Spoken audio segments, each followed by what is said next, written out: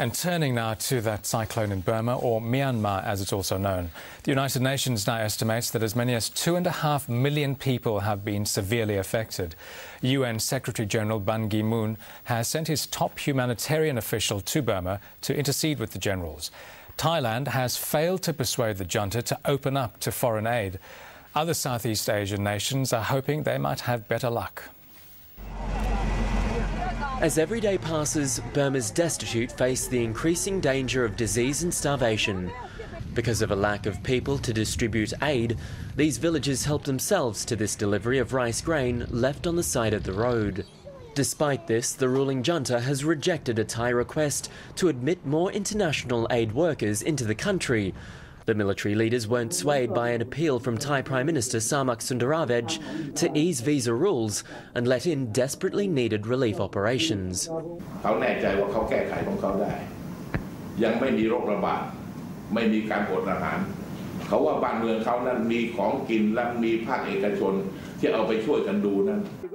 Samak left to personally hand out aid to victims, part of a photo opportunity with the regime's top brass. Meanwhile, UN Aid Chief John Holmes will now accompany a food aid delivery to the cyclone-hit nation. He'll again make another bid to persuade the military rulers to fully cooperate by providing access to foreign aid workers.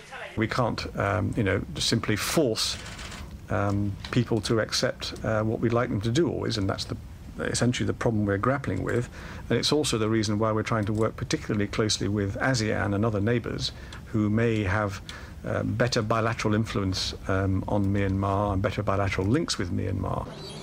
The Association of Southeast Asian Nations, or ASEAN, says it has made some progress.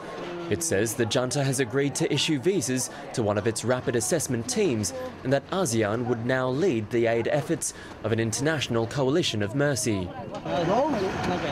The European Union's top aid official wanted to play down suggestions that foreign countries would move unilaterally and force aid onto Burma.